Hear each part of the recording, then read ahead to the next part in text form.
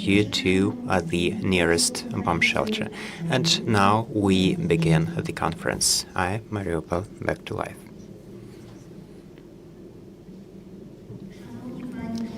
Dear ladies and gentlemen, we welcome you at the reporting conference.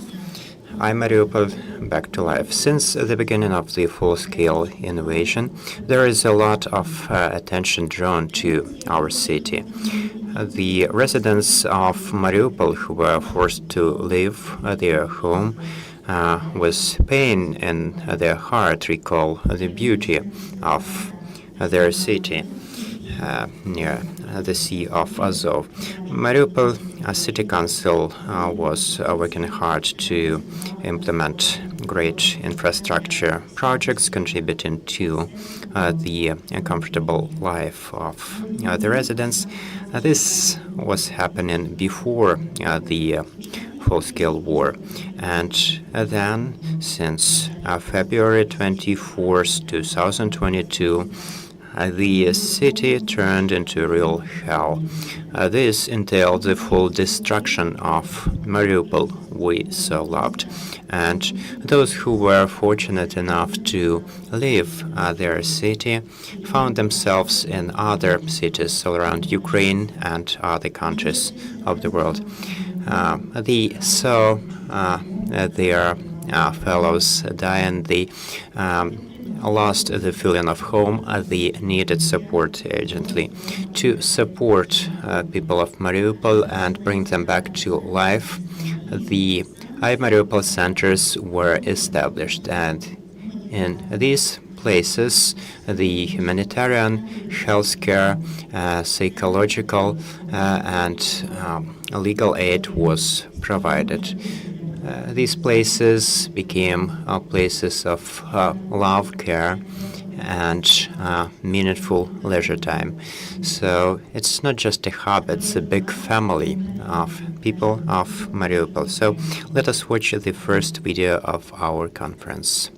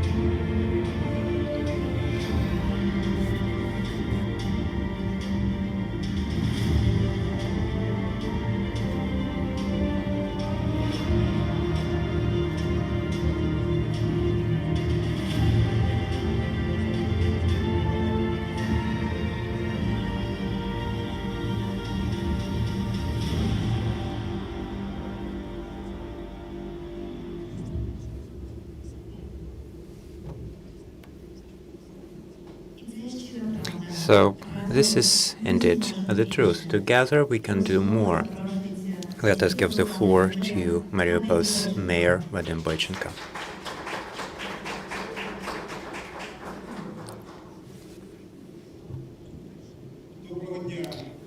Hello, dear friends. I would like to thank you from the bottom of my heart to everyone who is here with us in person and online. Thank you for this year we have spent together in very difficult conditions.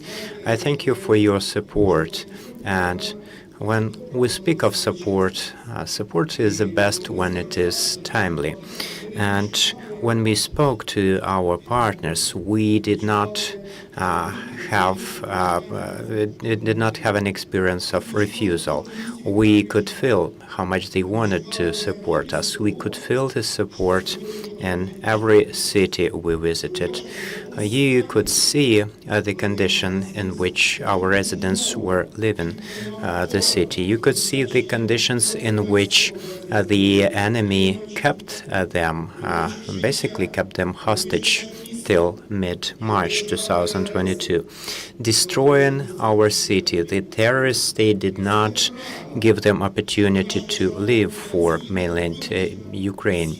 They wanted Ukrainians to live for Russia, and our residents, as real Ukrainians, wanted to live for Ukraine. And the conditions were impossible. Under the management of the regional administration, we were able to get about 2,000 people out, and their eyes showed that they were lost. They were looking for support among us. And then we were tasked by the military administrator to check where the residents of Mariupol found their new homes. And we developed a system to provide support to the cities with the highest number of the residents of Mariupol. We started providing the support in very difficult conditions, and this would be impossible without you, our friends and partners, because we, as the government and as the local government, we did not have money to do such things. Without money, this would be impossible. But when we have friends, when we have those ready to support us, thanks to our coherence, we are able to do things. We can see on the map lots of hubs that were created by us together. And the first IamMariupol center on the map was established on the 27th of April last year. People were still leaving the city, and in other places the work was ongoing to create conditions for them. It is very important that in IamMariupol center there are residents of Mariupol working for other people of Mariupol. They have been through all this. They understand who our enemy is. So they joined, they worked in those centers. They worked to save lives of the people of Mariupol. We were launching 3 new centers per month. We worked for entire year to establish this system with one purpose: to give support to the residents of Mariupol, for them to feel this support, for them to understand that indeed the community of Mariupol is something that Ukraine needs as a state. And we have right now 16 cities that have provided a helping hand to every resident of Mariupol. We have 22 hubs. We have issued 8,000 tons of humanitarian aid. We have used 750 million hryvnias in investments. We have traveled for over 70,000 kilometers bringing our cargoes. And if we consider the distance between Kiev and New York, actually this distance is 10 times higher. So we were working every day to support the community of Mariupol. You can see some numbers here, numbers of the services, the scope of the aid we have provided to residents of Mariupol. You can see that there were 490,000 visits. Each day, on average, we are having 60 visits per center. So we are providing humanitarian aid packages. In total, we have provided 400,000 of those. All of this was made possible thanks to our partners. We were responding to challenges that are before us, before the community, and before all of those who left Mariupol and who are looking for support in other cities. How come we are so wise and apt? Well, basically, back in 2014, the city of Mariupol has had the same experience of hosting others, just as we are hosted right now. People who were coming from Donetsk, Makivka, Yanakiva. We were looking for the best practices how to support those people coming to join us. And the European partners, together with us, established centers to support families in Mariupol. We have made a system that was intended to socialize and integrate people in our communities. We have built this YaMariupol system on the same principle. It starts from socialization, adaptation, and continues with integration of people in the communities they're in. So it's the work of many people. There are actually almost 400 people working here daily. They are providing psychological, legal, administrative, and other types of aid. And the issues that are addressed in the IamMariupol centers, they get the support they need. And we have approached this important stage of adaptation thanks to the sociological service with USAID and GIZ support. We considered the current pressing needs of the residents of Mariupol, and we learned that people wanted to have some daily items, and this is what we did. We have 5 centers for household services. There are people providing very important support to residents of Mariupol. 20,000 people got the support before winter, and it was very important because it's the first winter after evacuation. And right now we are on an important pathway of integration of the community that has been in evacuation for a year and a half. So this implies some education, training, sports, rehabilitation, culture, etc. And right now, YaMariupol centers are transforming to give this very important support and expertise. We have started this journey, and we can see that almost 15,000 services were provided in our centers. This work is very important. I could see our psychologists who are tired in the end of the day because they are giving away all they have inside. They are saving lives because our psychologists from Mariupol who have left the city, they could see and experience what happened in Mariupol. They understood every family of Mariupol, helping them to come back to life.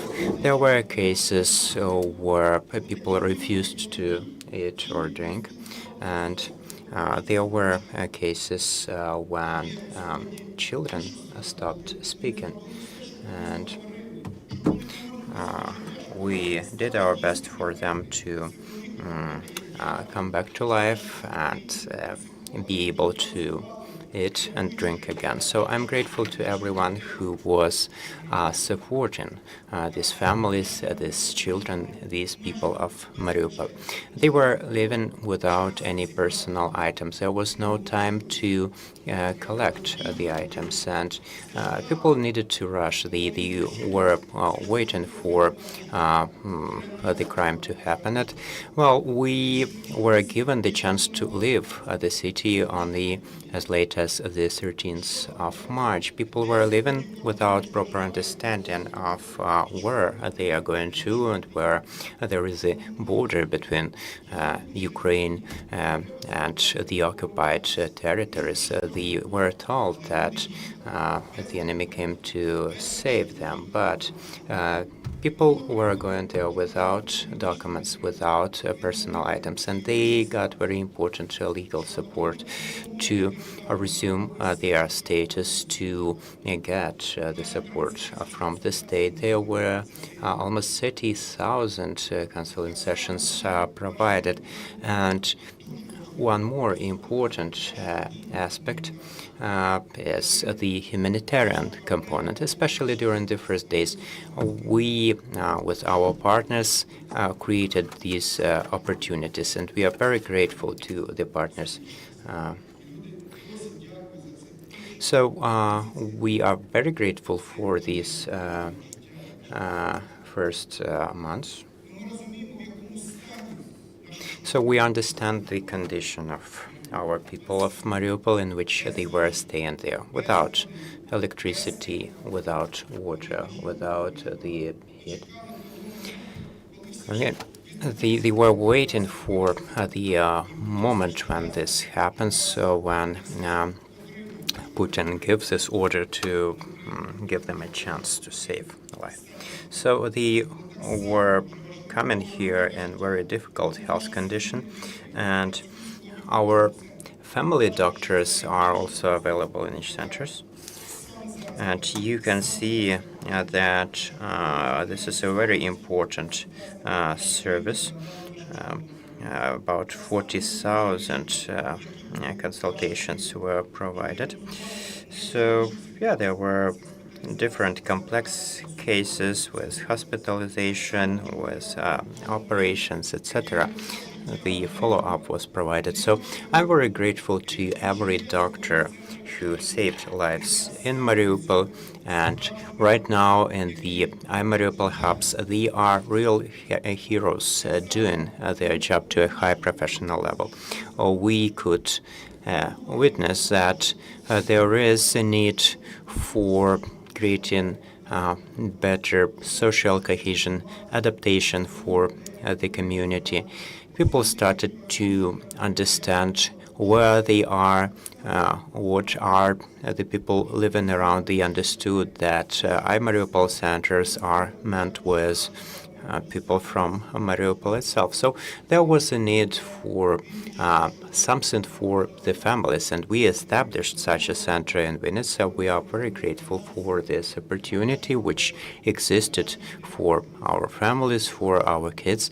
This was an opportunity to have some recreational time in the forest near Vinnytsia, and 900 families were able to get their recreation services there. So it's an important component of rehabilitation, and right now we are broadening the scope of such locations. We also have another location in Morshin, so there are lots of such needs, lots of requests, and right now people are going to Morshin for recreation, for communication with the rest of the community, and for restoring their health.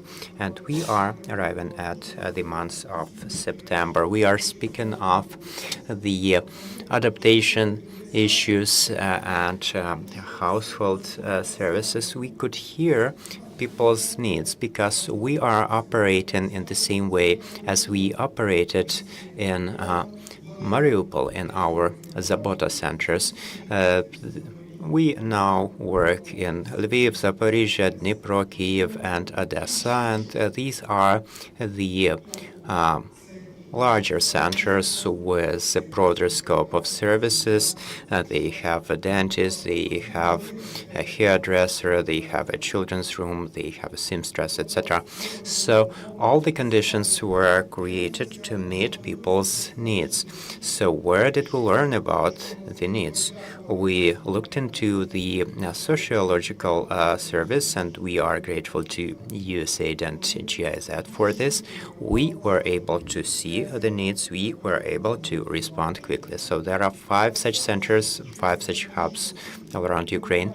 And also through the service, we could see the needs about winterization. We could see the needs for the families to get ready for the winter. And thanks to the Office of the President, thanks to their support and new financial opportunities, we are able to provide more aid to the families from Mariupol, and 20,000 people, 20,000 families got very important aid in this regard.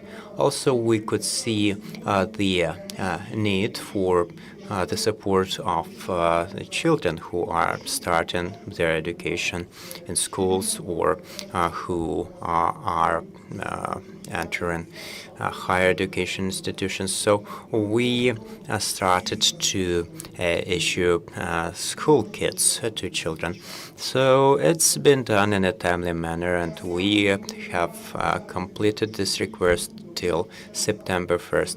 We also saw the need in the families where children were entering universities, where lots of the education is happening online. We wanted them to become really strong Ukrainians building the future of our country, so we provided laptops to every person who is entering the university. Also, for the people of Mariupol who were born over this time, they got the baby packs, and also the financial aid in the amount of 16,000 hryvnias was provided to every such family, every family that was in need. So a very important stage was there in October. There was a huge need in terms of employment. IamMariupol was already operating, and children were going to school, so people needed jobs. We did not have such experience, but we knew whom to speak to. So we spoke to USAID and GIZ. Together we built this system, hiring professional HR people who have developed this system. The professional recruiters have developed the professional services for the residents of Mariupol. They helped them develop their CVs. They made the arrangements with employers. So thanks to that, we have some very good numbers. Over 60% of the people who wanted to get jobs, they got this opportunity. And previously, people of Mariupol had to migrate in search of work, but right now there is no such need. They can see what are the wages available in different cities, and they can make the choice whether they are in Ivano-Frankivsk, in Kiev, or in Lviv. It doesn't matter. This system lets them see the jobs available, the wages available in different cities, and to make a decision on when they want to live and work. And very importantly, please see the following slide. When we were starting, we only had 600 offers, proposals for Mariupol citizens. This is the blue bar. How many people asked for help? 2,450. And now we have over 7,000 job offers for Mariupol citizens. And you can see that we also have other challenges. 1,398 people who are searching for employment. We are helping them in that. We have to teach them or reteach them, train, retrain, and we are doing this. And today, there are 7 job offers per person right now. Lots of respect to our partners who helped us overcome another challenge, the housing challenge. Thanks to the President of Ukraine, Volodymyr Zelensky, for the law that's called 7198. That's been transformed in 2963. And thanks to this law, they included Mariupol to that law, to that decree. We are grateful for including us because our city is occupied as of today. And 52,000 families, meaning 170,000 people, have lost their house, and the Russian army has destroyed it, and people have no opportunity to live in good conditions anymore. And our government, Ukrainian government, is offering compensation. Of course, there are certain unresolved small details about, for example, the cost of 1 square meter of the housing, but I think the compensation will be finally set at a just and fair level. How in these conditions the city, the municipality can be useful when there's no land of ours right now, it's occupied. What we did is we found an opportunity for ourselves. We talked to the Ministry of Science, Science and Education of Ukraine, and we asked them, can we use some of the dormitory facilities that are unneeded or need fixing?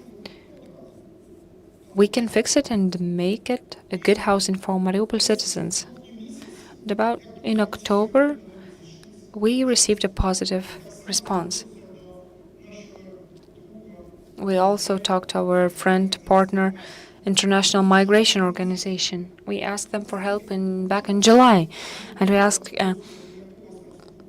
is it possible that you undertake the responsibility?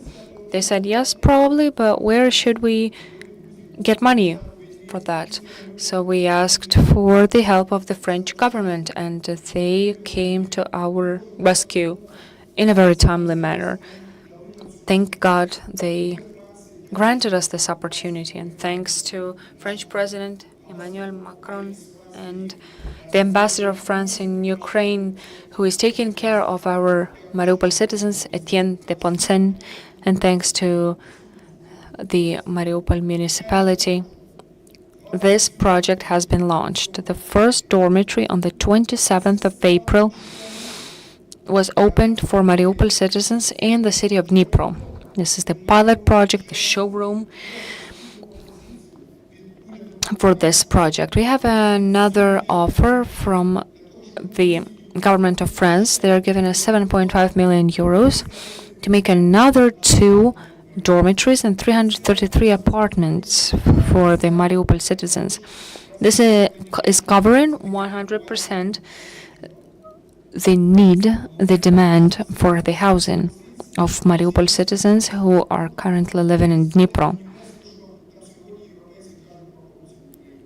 Also, this is a showcase that Ukraine is not a corrupt country. International Migration Organization is working on the offer from the municipality, is using its money to solve the housing problem with Ukrainian contractors on transparent conditions.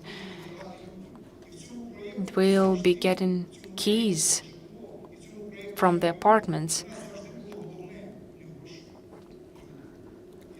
The most important thing for us was not the money, was the people. USAID came here to us with the same offer. Let's expand this project. And we also have a suggestion from Kropivnitsky, Zaporizhia, Ivano-Frankivsk, Chernivtsi. We are looking for partners in other places where Mariupol citizens are. We have this financial opportunity to keep supporting this project. The ministry, all of our partners who helped us fix about 500 apartments, and 4,000 people will be able to get housing by the end of the year. Also, we heard the demand after socialization, after the adaptation, we heard the need from the people for a community. The next need that we had to cover was the community, this to adapt the conditions where we are, they said. These are cultural events that brought them back to life. The cultural events organized by our centers. Every day, every week, we organized something thanks to our partners, our ambassadors in Ukraine that supported this movement. We created over 100,000 events, also sports event to adapt the Mariupol citizens to the conditions that they are in now. Also, a children's room with professional children's psychologist and an educator that serviced over 50,000 children. So on screen, you can see all of our partners that have been with us for almost a year, for over a year now. They created what is called Coming Back to Life, Returning to Life. We are very grateful to everyone who's been with us for this entire year. It seemed impossible, but here we are. The inspired and happy Mariupol citizens through me are saying thank you on their behalf. I'm thanking you for this timely assistance. And to sum up, I'll say there's no small or big help. It either is or it isn't, and we are grateful for your position. Together, we can do more. I'm 100% sure. Thanks for your help. Glory to the defenders of Mariupol. Slava Ukraini.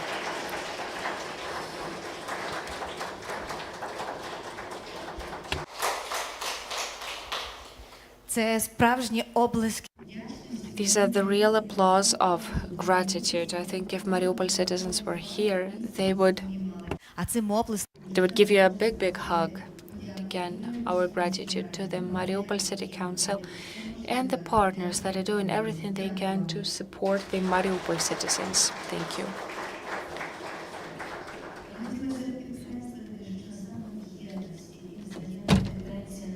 It's the unity and the mutual support that gives us power. It's given the chance to continue working with our partners, and I can say friends, people, companies, corporations, and organizations are doing very significant contributions that are helping the Mariupol citizens get back to life. Mariupol right now is in the heart of every citizen, and our home is where we are. The series of our videos is the history of getting back to life, the story of coming back to life. In these words, you will see the adaptation and integration story that Vadim Boychenko was telling from the stage. And in these 2 minutes of videos, you'll see the entire long path of the Mariupol citizens, men and women, to find the feeling of home.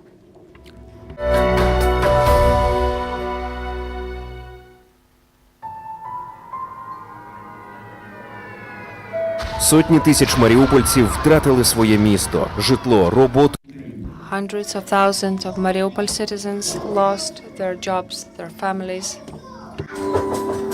I don't know what we did to the Russia. It's all Putin. They destroyed everything. They burnt my mom. The worst was on March 13th when the rocket landed on the neighboring building and my mom was wounded. I thought we wouldn't make it out alive from these shellings. We were hiding ourselves under a metal container. Thank God we stayed alive.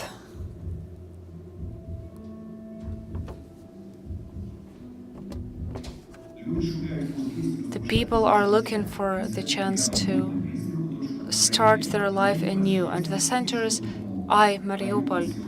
are given the necessary assistance, humanitarian, hygienic kits, psychologists, legal assistance, cultural events, and child events. They know for sure no one will be left with their problems one-on-one. No one will be faced their problems by themselves. There is a community. This is such a great idea. It has everything inside it, everything that the person needs. Anything you would need, you have it. We come here for the great children's room, children's leisure room, many events. Also, we receive things here. We need the psychological help. For us, it's the symbol, like IamMariupol. Please, trust me. People from Mariupol who never probably knew their neighbors, maybe, now they come together just based on being from Mariupol. They want to survive and they want to come back to their city.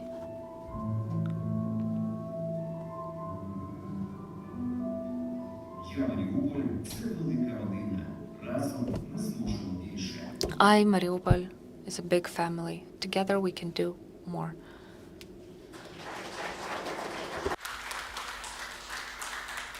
Ви знаєте, і не дарма оце відчуття дому, переселенці і переселенки.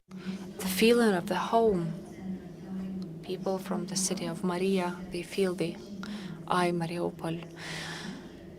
Right now we are in the children's room. Of course, it looks very different when children are playing, but the atmosphere of these walls of this facility, it brings us together, and it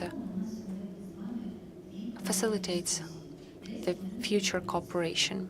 We have 2 panel discussions plans about this summary of our work, about our future plans. We think your participation in this discussion is very important for the future and for bringing back home all Mariupol citizens. The topic of the first panel discussion is the 1 year in evacuation, adaptation of the IDPs in new communities. It's a very important topic, a very large topic, because sometimes in very brief phrases you can know there are thousands of lives behind it. Olga Atamanova, the head of the strategic center, the effort of strategic centers of Ukraine, will be moderating our first discussion. Hello, dear friends. Nice to see all of you here. I'm thankful to the organizers for bringing together the organizers and everyone else who is helping us in these difficult conditions. Also, many thanks for this format, because I understand this is the format of the future. This is the format that allows to This is the signal, a powerful signal to our international partners. So I hope this will be the norm for all of the local self-government bodies, and not only for them. And I would like to bring our participants, Anatoly Ivasyuk, deputy head of Zaporizhia, city head, Olena Lukanyuk, representative of the International Migration Organization, and Vadim Boychenko, the city mayor of Mariupol. Please, dear friends. So our today's topic is adapting Ukrainians who are forced to flee from their homes. IDPs, refugees, these terms have been repeated since 2014. We use them many times. And many of us have become these people who were forced to leave their homes. With the beginning of the full-scale invasion, we have understood that the scale of this tragedy has become much, much larger. They are enormous. And during this panel discussion, we will speak how many of these IDPs there are right now, and how them moving influenced the receiving communities, and were the receiving communities ready? So the scale of this tragedy. The UN Refugees Agency has published a new report saying that right now about 5,900,000 Ukrainians are outside of Ukraine right now. They need help. According to another report, there are 6,300,000 Ukrainians abroad. The Ministry of Reintegration gives information that we have IDPs, 4,800,000 people, and this is only official statistics. На тому, що Even the Ministry of Reintegration itself says that this number is probably closer to 7 million. We need to understand the scale of the challenges to the people, to the government, people who had to accept the IDPs, receive them in other communities. So we can say that all of our regions, all of our communities can be divided into three groups. First type of communities, those who are in occupation, in temporary occupation, survived a lot of damage. The second group of communities is the ones who are at the front line under constant challenge. And type number three, are the so-called receiving communities that received the influx of IDPs. Let's start with Zaporizhia. We know that the city is not in occupation. Thank God. It became a receiving point які виривалися з for people from Donetsk region who escaped the occupation, and it became the city where these people arrived first of all in the first place. What were the challenges? How did they transform these challenges, and how well did the community adapt these people to the new life? Hello. Thank you for the invitation, Mr. Mayor. Yes. It's an awful memory. Can we please have the presentation on screen? I'd like to remind you what it was like. Ні, дасте.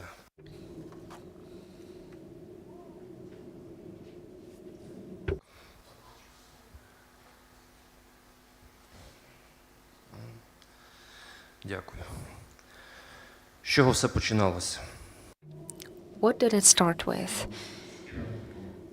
Yes, that's true. From March 5th, 2022, to follow the military administration's orders, we organized 3 hubs, and 2 of them, they were fully organized by the city council.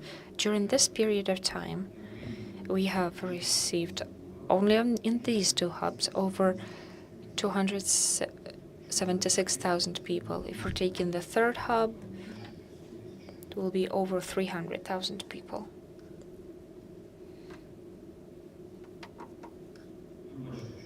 Фактично більше You can see that, in fact, over 50,000 people were the Mariupol citizens. We received them, first of all, from other regions, 154,000 people, and out of them, 76,000 were children. Lugansk region, Kherson, Donetsk region, Zaporizhia region. From a small location, from one of the locations at epicenter construction mega market, we created a support town. This town that it was working 24/7, and at one of the locations, 150 people were 24/7. Of course, the emergency services, the national police, the security services, our housing facilities, and all of the structural departments of the city council. From the beginning of the war, the reformatting, all of the directions, certain around the culture, it was completely changed. The volunteers organizations started helping us, charity funds, organizations that also worked in these hubs. We were counting every day we would receive over 6,000 people. And it's not throughout the entire day, because the orcs started to shell us starting from 5 a.m. And we continued receiving people until the 3, 4, 5 during the curfew. So we had 120 educational facilities that we had to locate at this little city. From 2 days long till 2 weeks long, we had to service them with hot meals upon arrival and upon departure. We assisted these people to and from their railway station. We granted a psychological support by our in-house psychologist and the volunteers, organization psychologists. This is how we supported the educational facility. The Department of Youth, Family and Sport, they welcomed the people, gave them consultations, and gave the first base, the first platform for searching for missed people. It's still on. The Department of the Social Support, psychological help, the certificates and all the necessary documents for the IDPs. This is what they did. Of course, there was first aid from the medical officers. They gave away for free all of the needed medical appliances and assisted the people to the medical institutions if needed. Next slide. Одяг – це все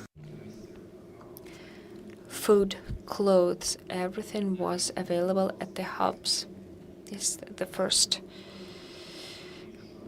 rows, the first columns of municipal transport to support evacuation also had items of hygiene, food. People used the evacuation transport granted by the government and also their personal transport. There were many children without parents. Immediately they received help and foster care, the temporary foster care. Our partners throughout this year, UNICEF, Save Your Children, Posmishka UA, NGO, helped us with hygienic items, food, financial assistance, organizing moving abroad, escaping abroad. All of this was organized in these hubs. I have already mentioned that the transporting was granted by the municipal transport, so it was a full-scale service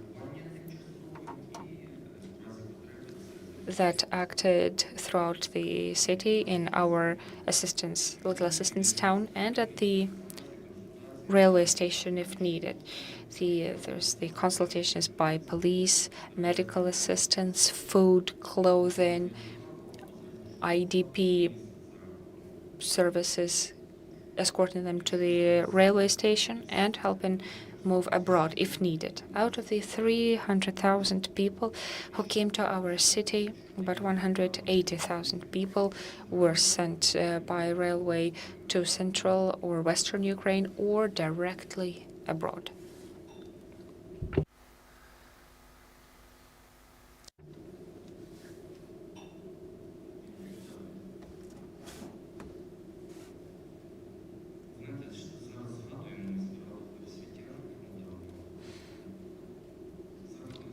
You know, the people from the educational facilities and the people who they received, they are still in contact.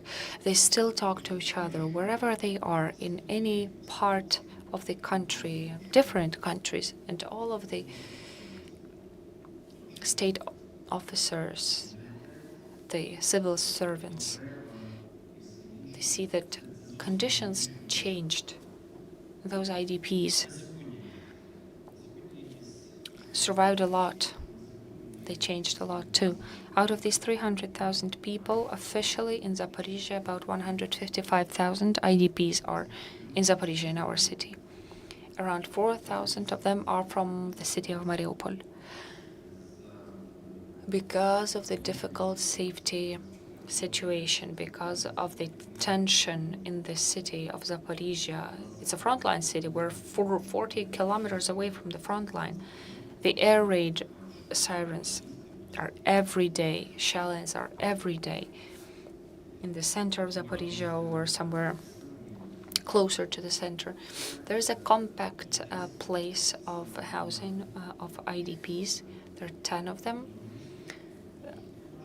This module city and little module town and the dormitories and facilities. There is a working scheme of transferring the facilities that are on the balance sheet of the government, but that need fixing. We are giving them for a symbolic sum of money of 1 hryvnia to the public organizations, and they're giving them to the IDPs who need them. And after brief fixing, the IDPs stay there as in a place of comfort, housing. There was a good example of helping with the employment. The Center of Employment helped us. The communal organizations of the city of Zaporizhia needed a lot of people, and these vacancies, these employment spots were taken by IDPs from Mariupol a lot. These are the teams, the people we've had here from day zero. I want to thank the city of Mariupol for this bitter experience. It's painful, but our city could have experienced everything that you have. The first territorial information center that our city got, based on what the Mariupol people told us, we made them in 120 locations. Those were schools with a certain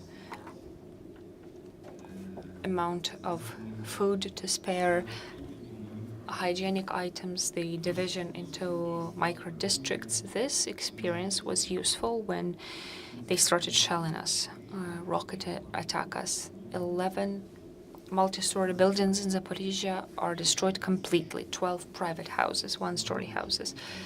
Around 1,000 facilities, dwellings have been damaged, partly or completely. Probably by the end of the year, we'll rebuild 4 of them from the recovery fund. This is a bitter experience. This was a prototype of the invincibility posts that became popular in the entire country. Unfortunately, deputy head of the city council could not attend today because of the difficult situation and things he had to do. But we want to underline that Zaporizhia is always ready to support any city of our country, including Mariupol. We will never forget the Mariupol. So accept my best wishes for you to come back to your land and for us to celebrate the victory as soon as possible. Question about this vast number of people, almost 300,000. How did this change the life of the city? How did the infrastructure react to this, and the economy? How did it react to this? Yes, we have an industrial city, so with a lot of hereditary industrial facilities. We have a lot of medical institutions who were ready to receive everyone who wished to stay at Zaporizhia. Справилась система. Да, тяжко. And the system, our system, met the challenge. Yes, it was difficult, but the help from our international partners that Zaporizhia can feel in these difficult times, I can only express my gratitude. The human resources, the people who came here, who were received, they stayed and they went. They are working here officially right now. It's difficult for them. Some of them had to change their field of work completely. It was difficult. Completely different situation with Mariupol. It was a genocide, awful shellings, awful terrorist attacks, ruinations, annihilation of the city, temporary occupation. This is what you had to fight at the beginning of the full-scale invasion. How was this decision taken? IamMariupol, how was it? How did you take this decision? First of all, thanks to our partners from Zaporizhia. It was a front line that welcomed the first IDPs from Mariupol as well. We were the pioneers here in these difficult conditions on March 5th, 6th, 7th, up to 10th, when Ms. Irina Vereshchuk personally asked me, "Are we evacuating Mariupol on the 10th?" I said, "Unfortunately not." She said, "Why not?" "Because there are no buses in Mariupol. They have all been destroyed completely." And I want you to understand that the enemy understood what we are doing. It's a smart enemy. We cannot undervalue him. They were preparing very well. In 7 days, they annihilated the entire critical infrastructure in the city. They knew what they were doing. They knew what it would lead to, what that annihilation would lead to for us. They did not want to let us into the city. And Mr. Stepan and I only traveled to Berdyansk. The enemy was very scared too, intimidated. We were not by ourselves. There were Red Cross people with them. They didn't let any of the missions to Mariupol, and we understand why. Because what they did is a crime of war.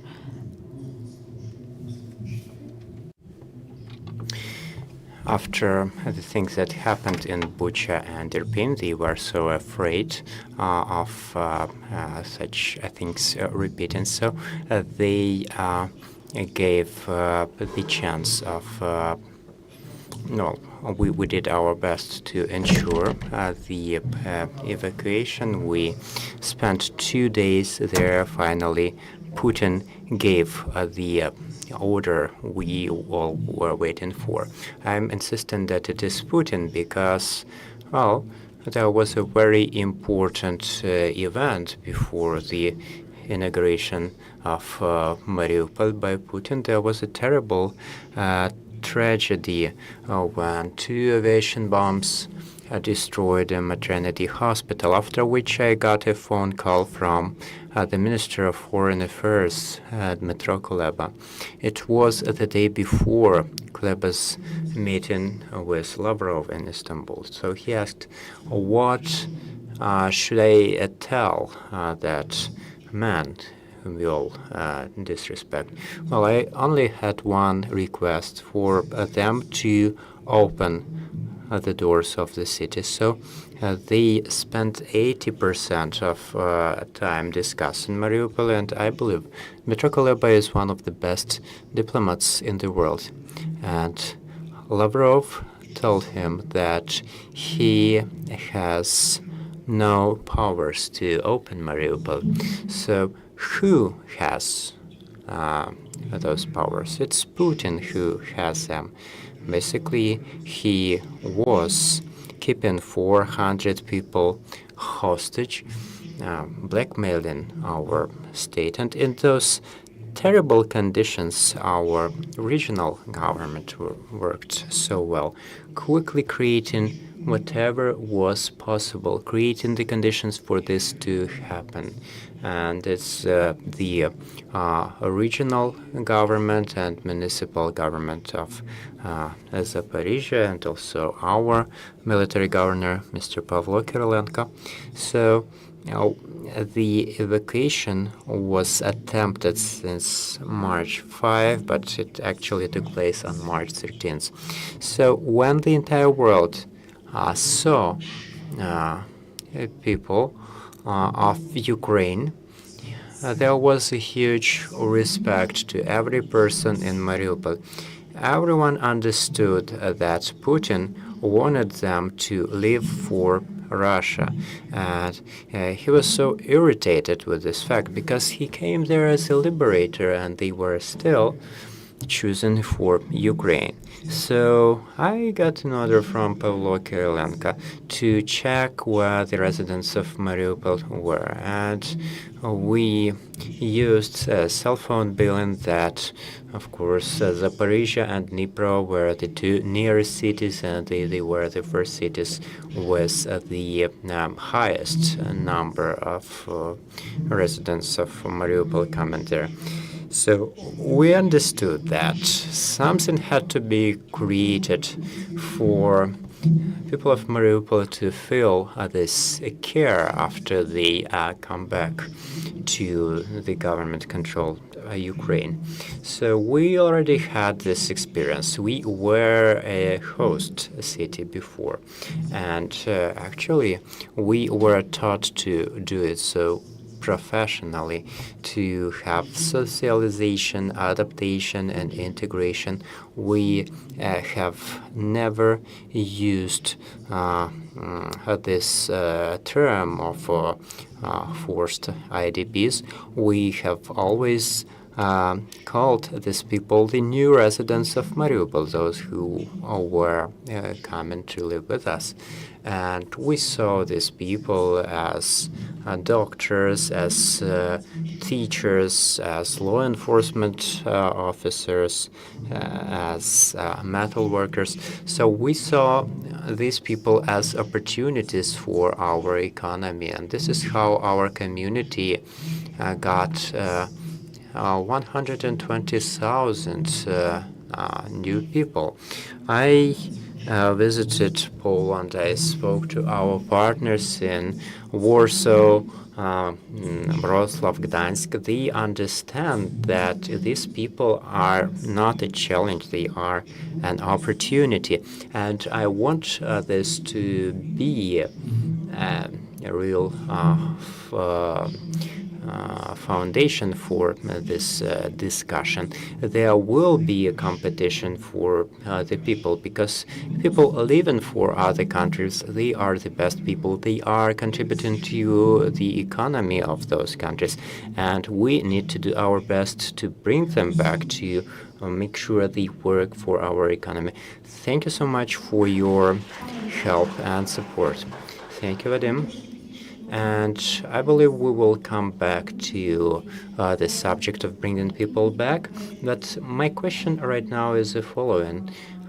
When I am in the IamMariupol centers, quite often people say that IamMariupol is just a warm bubble for the former residents of Mariupol, and this keeps them away from fully joining other communities.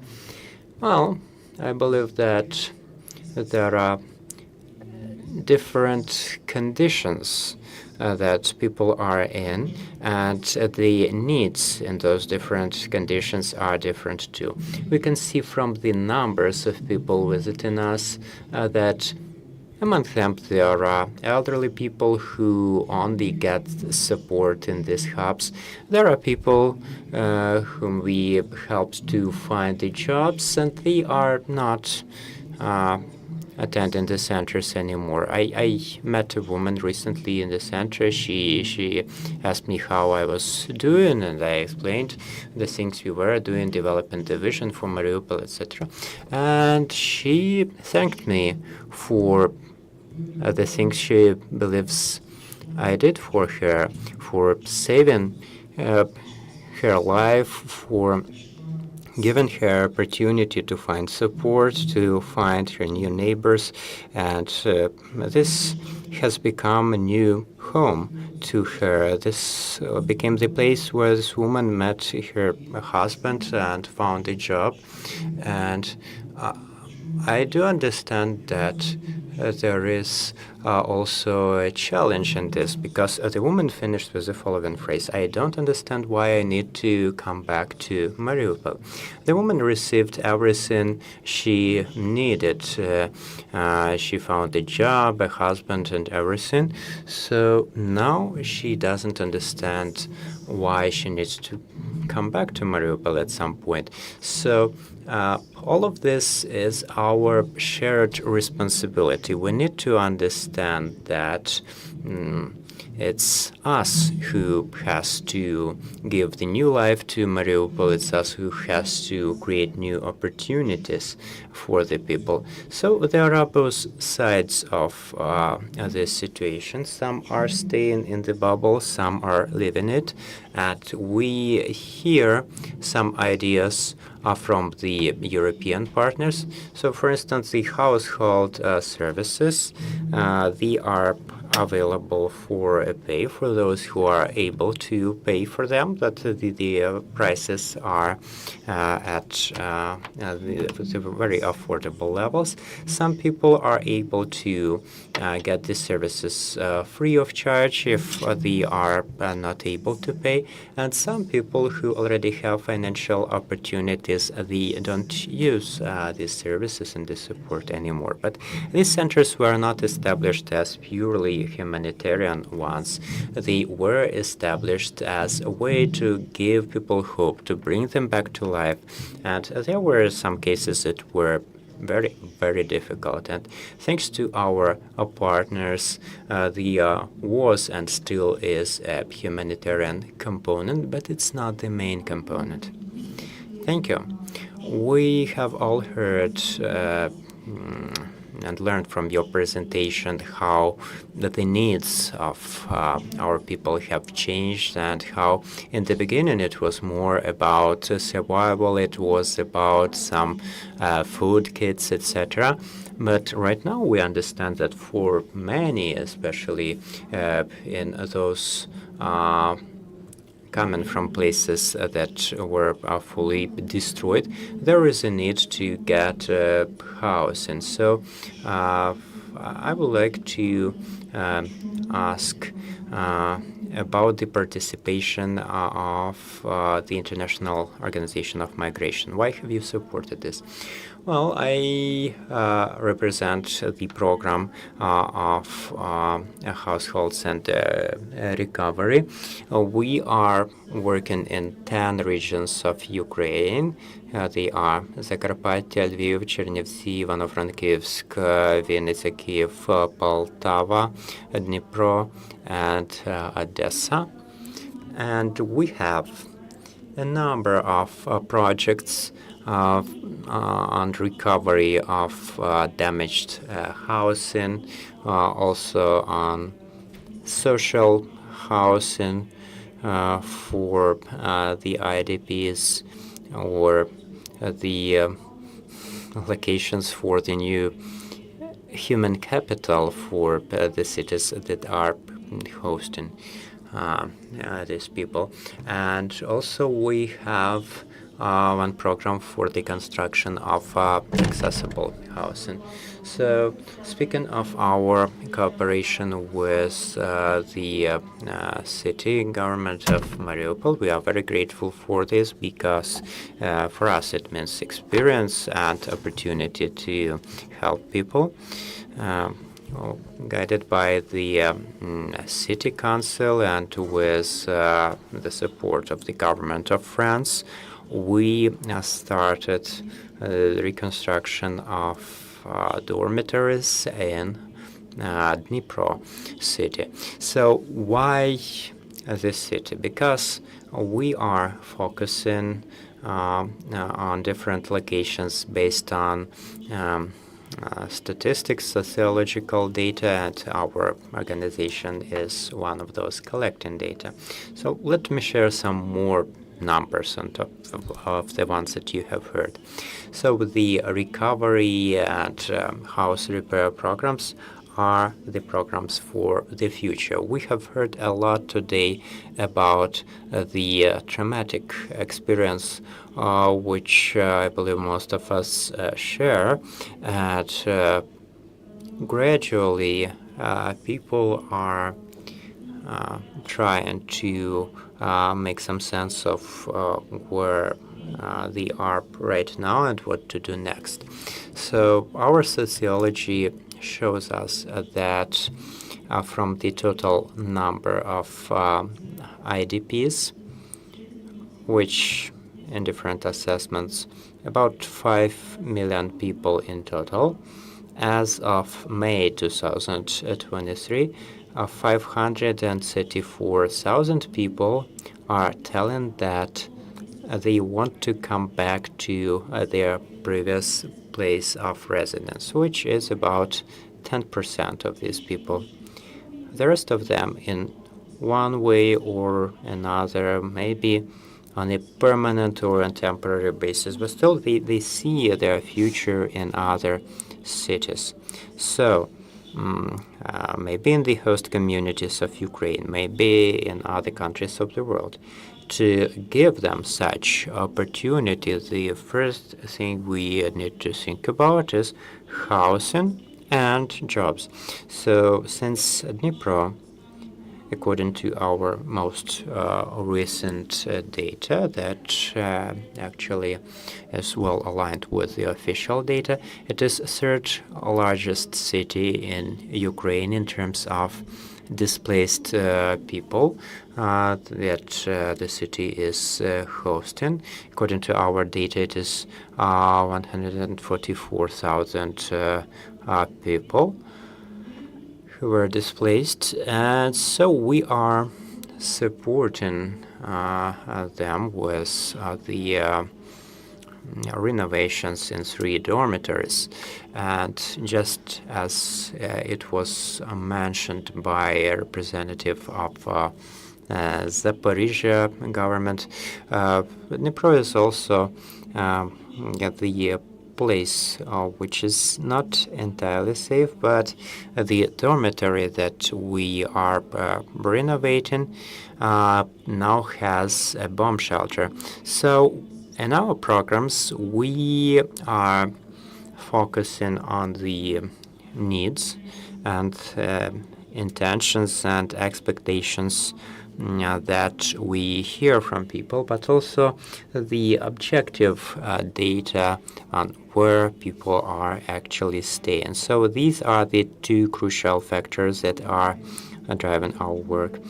Okay, so coming back to the subject of bringing our people back, we all understand that Ukraine will prevail at some point, but the very first issue we will have to address is bringing our people back, and this will be the national level issue, but also this will be the issue of each of the specific communities. So the first issue associated with this is security. So once this is addressed, what else should be done by the communities for people to come back? And the second question, maybe the most difficult one here, and the competition that's going to take place. How can cities like Mariupol or Bakhmut become compatible? Because they have lots of years of recovery ahead, lots of things that are yet to be done. Well, maybe it's Anatoly and Vadim who are ready to answer this. You know, the security situation First and foremost, and that we have the front lines that are 40 kilometers away, so we have C-300 and C-400 rockets visible quite often. So it has happened historically that such cities were built near big industrial enterprises, and we are dealing with the issue of shelters. They are very basic shelters. They are available in schools, in the hospitals, but the number of people who can't fit there is very limited. We cannot provide safe conditions for everyone. So starting from the year 2022, we have worked to establish such conditions, and that there need to be new criteria, new requirements for the new construction. And right now we have very close distance to the front lines, but overall the security situation in the city is quite good, and we can see that many people are living abroad with their children, studying online. So we are missing about 20% of our school children out of the 66,000 children who are of school age. We are missing about 10,000 people, and because of the security situation, we cannot bring people back, and we need to do our best to work on this subject. Yes, I would like to join Anatoly in his remarks. There is some preliminary sociological data about the numbers of people that can come back from the European countries. The Americans are telling us that if this year children start going to school there, we will lose those children. But the question is how many, and the answer is 30%. In the central part, in Ukraine, the situation is better, so about 80% of people want to come back. So this is the data we can use to assess the numbers of people who want to come back, and our conservative estimate of people coming back to Mariupol after the victory is between 2 and 250,000 people.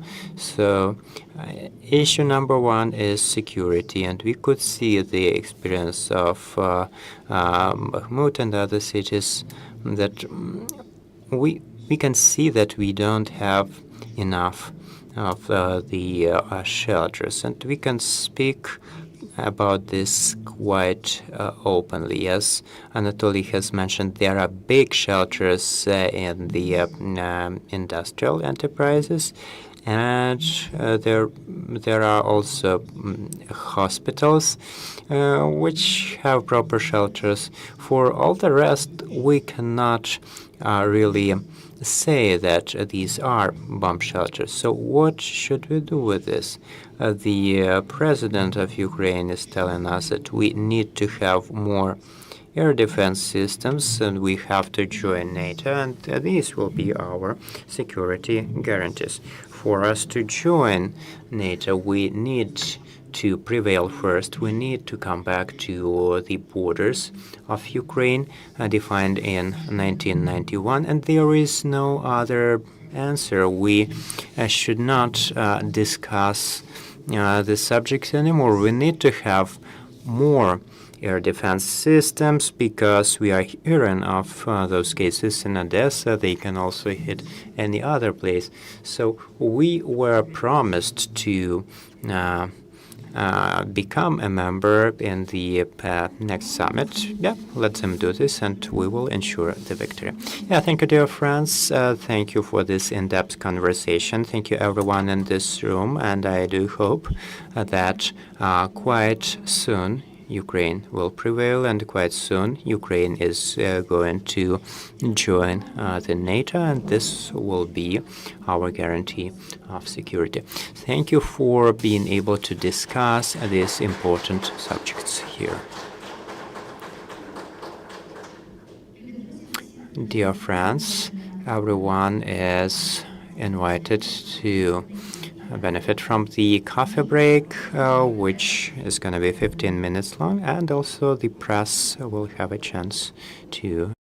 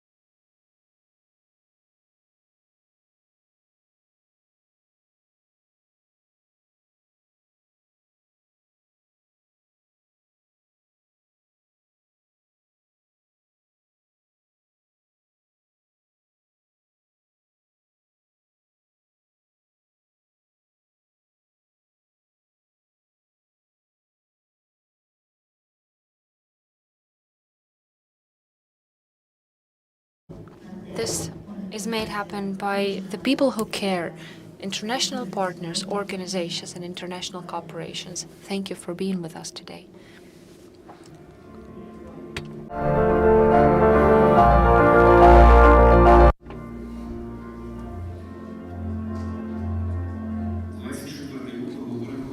February 24th brought us to a different part of the history of our country.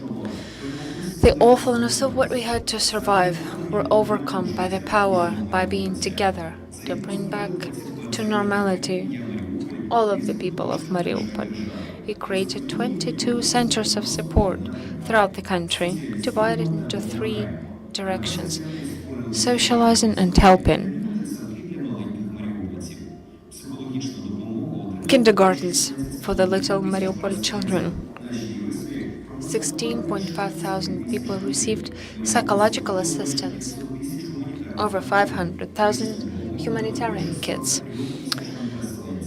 43,000 IDPs received medical assistance. We have received household centers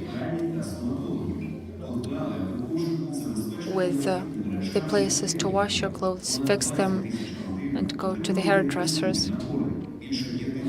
20,000 families received winter kits. Children had warm winter clothes. They also received the educational kits and laptops for further studies. Also, baby kits were given to over 17,000 families. We created over 400 new employments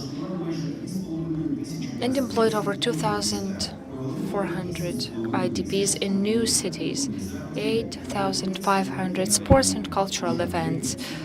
Every day is hard work that brings us to the common dream: come back to Ukrainian Mariupol and restore the city of Maria that we love so much. Of course, it's very relevant. Together we can do more, and this is very true. The topic of our second panel discussion is the support that brings us together. IamMariupol, the community in evacuation. Let's talk about this. The Strategic Director of Media Center Ukraine, Olga Atamanova, is the moderator. Dear friends, I greet once again to everyone who's here. Our second panel is about the center called IamMariupol and building this center. I think the war taught us the main skill to get together, to unite. We all understood that during the war, that this is our power, being together. And the more united we are on various levels, the more victorious we will be. We can be completely convinced that Mariupol united state authorities, businesses, international partners around our cause. Online we'll have Natalia Yemchenko, member of the board of Rinat Akhmetov Foundation, here on the stage. Natalia Nizhinska, coordinator of Save the Children organization. Also we'll have Sergei Milutin, deputy head of Kryvyi Rih City Council.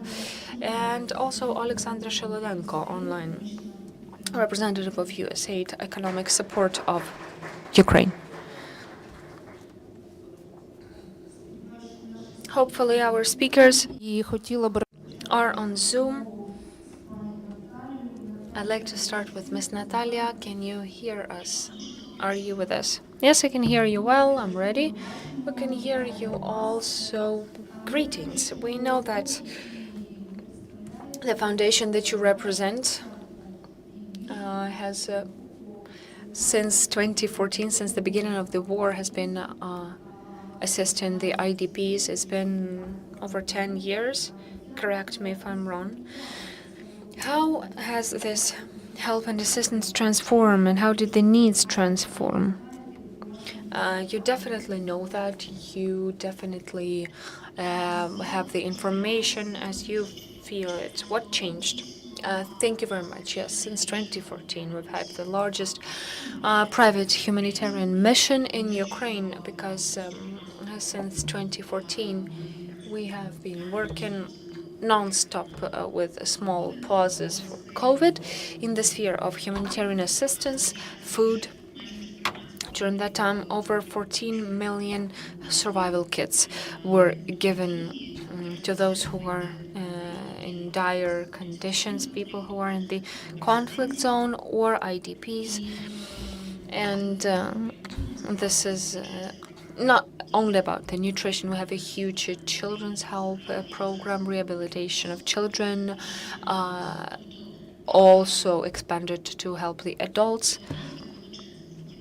We have vast experience. The only thing I'd like to say is that, of course, it's very important to solve the housing crisis. It's super relevant. It wasn't as relevant in 2014, 2015 for this, maybe during the first several months at the beginning of the Russian aggression. In 2014, we evacuated and granted housing to the people, evacuated over 20,000 people from Donetsk, and granted housing to 10,000. But the scale is completely different now, especially if we're talking about Mariupol. This is the main difference. Also, it's very important that the community lost their city. They need a platform for socialization. And this is what we give them through IamMariupol.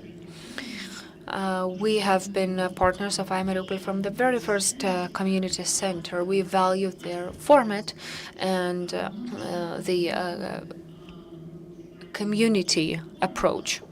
We started with helping with survival kits and hygiene kits, humanitarian kits. Our psychologists also give their assistance and services. It's very important because the ultimate goal is to bring people to normal life, and it would be completely impossible if we don't work with the trauma of war, if we don't give them back their ability to take care of themselves psychologically. Food-wise, we gave over 40,000 survival kits to IamMariupol centers nationwide, and about 40,000 hygiene kits. Also thousands of psychologists, about 7,000 psychologists, therapists worked with IDPs. We have children's camps. Camping is a very intensive, efficient therapy. This is an example of group therapy that works very well. At the same time, we support the housing program of IamMariupol. We were responsible for the first dormitory, and we also support the second line of dormitories in Dnipro for the IDPs. We are ready to continue supporting them. This is a completely avant-garde experience, fixing the dormitories and giving them to IDPs. I think it's a prominent experience. For us, it's a big honor to participate here with international organizations on a large scale and communicating directly with the Mariupol citizens. This gives us a very clear understanding of our priorities, and it inspires us to stay with this program. Apart from Rinat Akhmetov Foundation, there is another organization of ours that does a lot, the Heart of Azovstal. That's what I mean. This is an organization that focuses its attention on protecting and supporting the defenders of Mariupol, the defenders of Azov and their families. That's a huge strait of people, about 10,000 people. I can't give you more of our internal analytics. I cannot give it to you as official information, but Mr. Akhmetov allocated about 1 billion hryvnias for this direction this year, and we work with the families. This year is the year of families. We focus on the families who lost the defender, who's a member of the family is a prisoner of war, who has been whose location is not known. There's a huge range of work.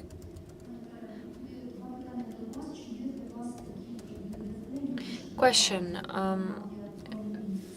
The format of community centers, is it a better format for you?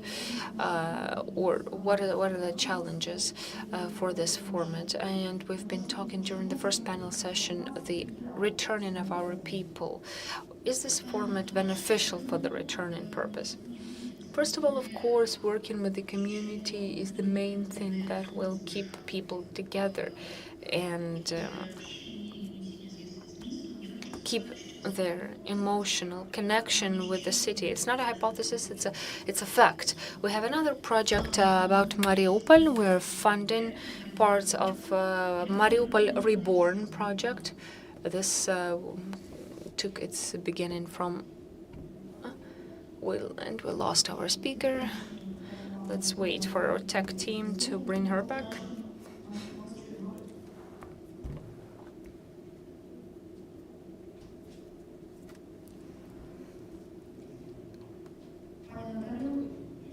Miss Natalia?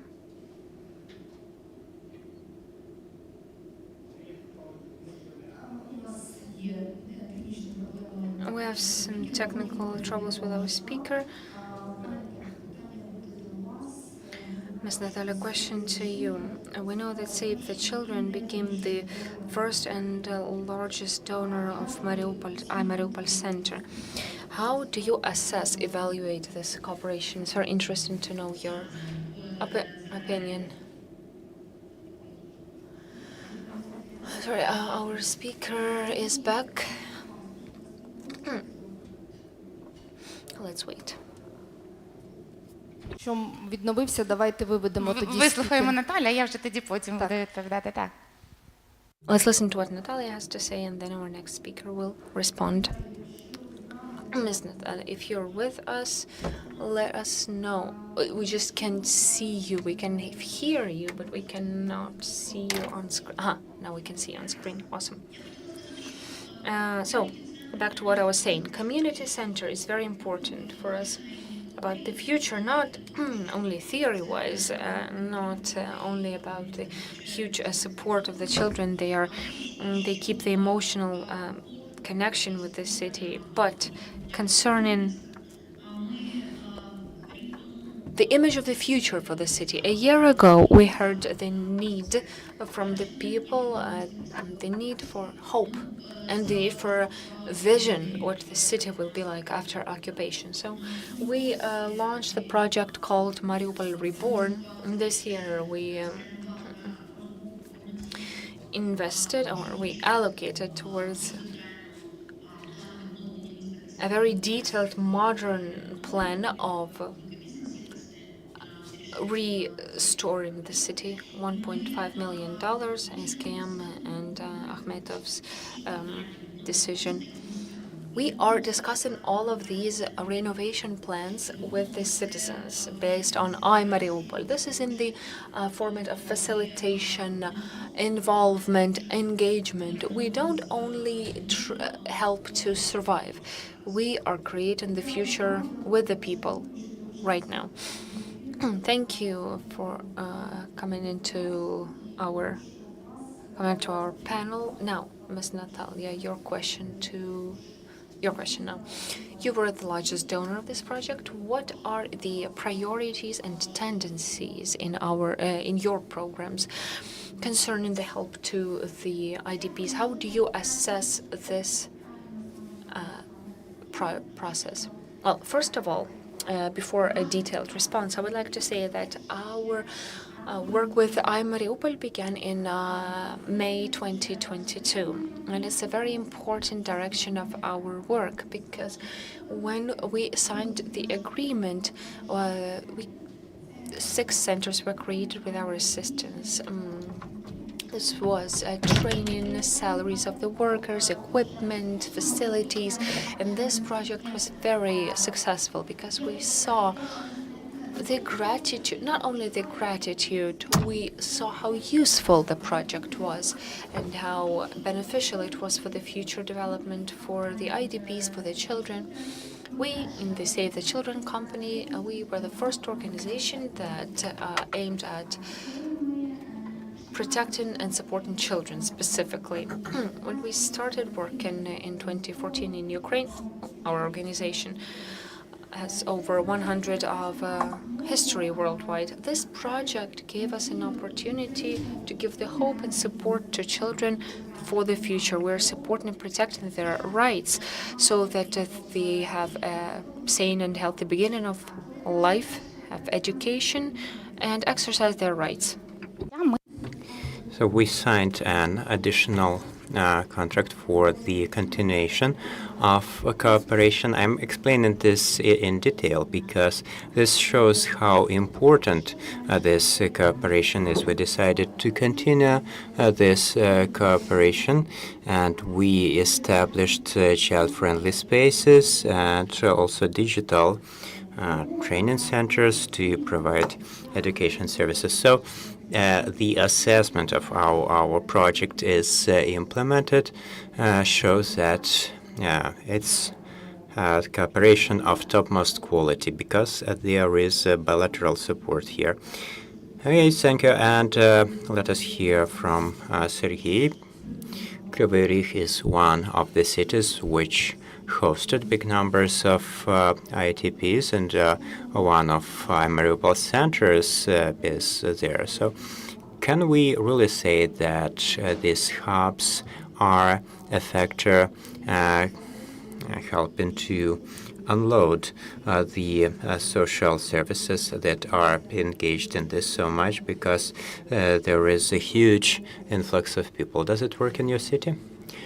Thank you for your question. Thank you, dear Mayor. Thank you, everyone who are people with big hearts working to support people of Mariupol and all the other IDPs. We are also doing our best to call them the new residents of our city. And speaking of IamMariupol, I believe this is one of the best social projects for IDPs in Ukraine and in Europe. We believe it's a win-win situation because the efforts of the hosts and IDPs are joined here. And I would like to emphasize here that YaMariupol is basically laying out a new standard of how this work needs to be implemented. I am not only a deputy mayor of Kryvyi Rih, but I am also the president of the Assembly of European regions. There are over 200 regions from 35 countries, and I am citing this system as an example for them to see how to work with Ukrainian refugees in the European Union. So psychological support, language training, the provision of services, this is something that supports people a lot. And I'm saying this as an IDP from Donetsk myself. So indeed, there is war right now, and we are indeed fighting together with Europe supporting us against the aggressor. We also understand that there is one more battle, the battle for human resources. So this is still the discussional issues, whether the Europeans want Ukrainians to come back after the victory. But once again, I'm very grateful to everyone who is organizing this process because YaMariupol is the new standard for work with IDPs for all of the Europe. Yeah, so you are promoting this standard in Europe. So do you get any positive feedback? Is it of interest for our Western partners? Can they adapt this to their needs? Well, the answer to your question actually was exemplified this Monday when we had the Forum of Polish and Ukrainian Cities. And the first place that Poles visited after the forum was the set of IamMariupol hubs. The participants were prepared. I provided some information on how we cooperate with IamMariupol. And in terms of reintegration, we have not only former residents of Mariupol taken part in this process, but also the locals and those from Kherson and the neighboring cities. And we are working jointly. And when the Poles were visiting and IamMariupol hub, they saw the classes with children, and the Poles were very much impressed with the fact that children could speak English with them. So we always need to keep this in mind. Yes, we have some competition with others, whether the citizens will come back to Mariupol or move elsewhere. It's a challenge for us, but we need to create conditions for people to come back to. Do you have any knowledge of international experience, any knowledge of such communities which could compete, so to speak, with IamMariupol or give us some added value? Or is there any opportunity for us to share something? Is it the first practice of this kind?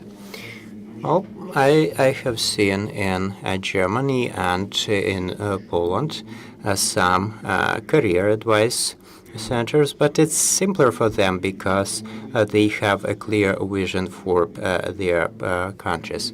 So in Mariupol, in Kryvyi Rih, there were some similar enterprises. So some people were fortunately employed, but since the Black Sea ports are blocked, our enterprises are not able to operate to the fullness of their capacity. So we do not always have the understanding of how to properly retrain people. Here in Kryvyi Rih, we have over 80,000 newcomers, and I could see Save the Children and others who are using this experience, and we need the support, not really in terms of finding jobs, but in training and grant support for the establishing of small and medium enterprises. We need to understand that the economy of our city and Ukraine at large will change. We need to reinvent our economy. So for Mariupol, the main verb is to be reborn, and here we need to reimagine things. We have to use the existing trends, Ukraine's movement towards the European family. So we need to support the middle class. We need to support entrepreneurship. Yeah, we have one more speaker joining us online. Alexander, are you with us? Can we hear from you? Because we need you to join this conversation. Yes, I'm here. So, hello, we can hear and see you. Alexander, what observations do you have? What are the changes in the priorities of supporting IDPs? What are the priority areas for USAID that you can see right now, and what are the plans? First, I would like to express sincere gratitude and admiration with this network established by Mariupol City Administration and the residents of Mariupol who have been through tremendous difficulties, but they managed to establish this outstanding network that is supporting people and giving people a chance to see some future, to reimagine some future and work together to make it closer. Our project, of course, envisions cooperation with IamMariupol hubs. We are implementing together a project focusing on job counseling of IDPs, improving their existing skills and learning new skills to be able to adapt to the new context. We do understand that these residents are coming from cities with industrial background, and here in their host cities, they sometimes lack those jobs, so they need to find new opportunities. As of the priorities, we are working to help in the development of the city vision. Many of you could have probably seen the plans envisioning how the city is going to look like after the liberation and after the recovery. That's the very first step, and once the security situation enables us to do so, we are planning to take an active part in city recovery and business support, because one of the main tasks we have is supporting economy, supporting business, those who want to create added value and to make the country's economy more sustainable and effective. So the priority for us is assisting those who want to take part in recovery. Thank you.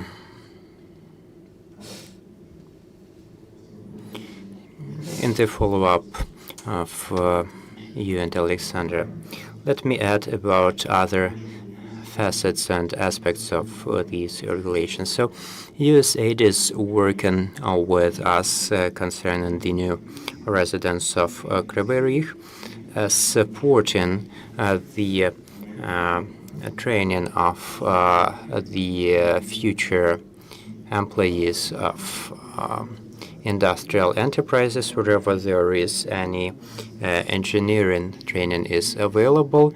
They are helping us establish computerized rooms, and they will be available to the youngsters coming to us from Kherson region, from Mariupol, and thanks to USAID, they will have an opportunity to learn in high-quality lyceums, and we are also promoting this way engineering specialties. We need engineers for the future. Yeah. Speaking of the future, I would like to focus our attention on the future, because we all know, everyone who is in this room, you probably are aware of Mariupol Reborn, and there is a center established in Lviv which has brought together 4 powerful companies developing the projects for the future of Mariupol. There is different feedback that we can find about this activity. Some people doubt if these efforts are timely, since we understand that the city is not deoccupied yet. So do you believe it is indeed timely? Should we look into the future right now? Alexander? Yes, we can hear you again. So whether this relevant or not, the issue of recovery and working on it during the war, this is something that we discussed internally in our team, and we understood that this process is necessary, because we are speaking of not only some conceptual things, but also we are working on development in terms of references, engaging finance, and it can take years to happen. So we do understand that if we start this process only at a later point when we are ready to be physically present in the city, well, it will then take a year or two to actually start doing the construction. So there is something that has been discussed on many occasions. We need to bring people back. We need to give people hope and understanding that they will have a place to come back to. So the preparations should be underway. We should have some plans. We should have the understanding of what needs to be done and when, and who's going to be responsible. And we need to start this as early as possible to give this understanding to as many people as possible. Those who are outside Ukraine, they need to understand that they have a place to come back to. Sergey and Natalia, what are your opinions? Yeah, I've listened to Alexandra attentively, and I fully agree that if a person has no dream, no hope for the future, it's very difficult to survive in the now. And we are very grateful to those who are planning, who are thinking how to recover their lives after the victory, and those who still care about today. So it is indeed important, and we need to continue along the same lines. I would like to add that the very fact of Mariupol reborn existence, it's a symbol of hope and dream for a big number of communities. We have about 300 of small communities, representatives of which are in Kryvyi Rih. They are all discussing Mariupol reborn. They are adding the word reborn to the names of their citizen towns. So this project gives hope not only to the residents of Mariupol, but to many, to the multitude of those who have left their homes. So yeah, it's almost like a star of hope for them. So do you agree with this hypothesis that such planning projects can indeed contribute to bringing people back? Yes, for sure. And there is one more reason why we are looking at this project in other cities as well. IamMariupol has established a new standard of supporting IDPs for Ukraine and for Europe. In the same way, Mariupol Reborn establishes the new set of standards for urban development, for the futurism, for introducing the new European Union standards in city planning. We all understand that since 2030, the German car producers are going to stop the production of internal combustion engines for the cars. So there are new professional terms that are being introduced through these projects, and these terms are going to be used in other communities as well. So it's important for the future of Mariupol and Ukraine at large. Yes, for sure, the projects showing the hope of recovery, they will contribute to people coming back to Ukraine, making these first steps. Well, coming back to Ukraine first and to their local homeland later. And such hopes really bring them some hope. Thank you. Thank you for this conversation. Thank you, dear panelists. Thank you, dear Armed Forces of Ukraine. And I wish all the residents of Mariupol to come back one day. And I wish everyone working in these projects to complete them and to make sure that Mariupol Reborn becomes reality. Thank you, and glories to Ukraine. Дуже It was a bunch of quite inspiring words here in this room, and as we are all aware, the deoccupied Ukrainian Mariupol should become a real city of the future, a symbol of the new Ukraine, bringing together the experience of recovery and new technologies, safeguarding the lives of the residents of Mariupol. It is a dream of every resident of Mariupol. I am saying this as one of those people representing 80% of people who want to come back. Actually, there's more of us. We dream to come back and to rebuild the city. This is our life's mission, and we are seeing our daily motivation in this. We feel the strong support of people around the world, some of which are here in this room. We are grateful for this ongoing support, and we truly hope that the video you're going to see on the screen will impart this feeling.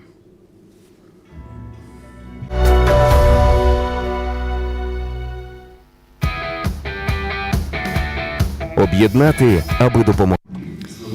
To unite for support, we engage international partners, donors, and Ukrainian business. We support every resident of Mariupol impacted by the war. We provide the necessary hygiene items, clothes. In winter, we were bringing warm blankets, power blanks, and heaters. It's the second time that we help our school children get ready for the school, making sure that everyone has backup and everything necessary for the school. We take care of the mental well-being of our people. We arrange events where everyone can get some positive emotions and get distracted from their worries. We help people address their legal challenges. We work together for the same purpose, bringing Mariupol residents back to life.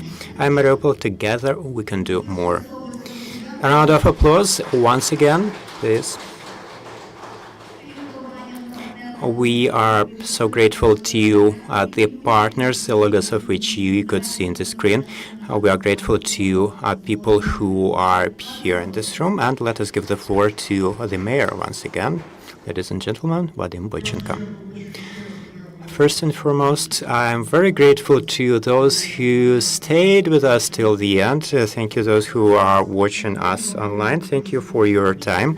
These 2 hours, 3 hours have passed so quickly, but well, actually you've been with residents of Mariupol for a year and a half. It's very important to every one of us. And here in this room, I heard some important things today. The hope of Mariupol, which is being born right now, it is called Mariupol Reborn, and it is the hope of our entire country. We can hear this not only from me, but we can hear this from the communities and from the President, Volodymyr Zelensky. This is what he actually said. If, and we know that it's actually gonna happen in the nearest time, if the heart of Ukraine, Mariupol, is reborn, then the entire Ukraine is gonna be reborn. This is something we believe. We believe that Mariupol is indeed the heart of Ukraine, and the recovery of Mariupol symbolizes the recovery of Ukraine. This is why we have developed these plans right now. When we were launching Mariupol Reborn in Lviv, I liked a question I got from one young man. He asked the mayor, I heard there is a wonderful strategy, 2030 strategy that you developed before the war. There was the dream, there was a vision of how Mariupol is going to develop, and there were some words that inspired me as a resident of Lviv. I want to come there to Mariupol. You are building a modern city at the seaside with the ocean of opportunities. What should be changed for this to actually happen? And the answer is simple and obvious. We need to bring back the Ukrainian flag there. So we believe in our victory. We believe that quite soon we are going to see Ukrainian flags in Mariupol and Sevastopol. We will bring back the territorial unity of our country, and this war for our independence is going to finish with resounding victory of Ukraine. Glory to Ukraine.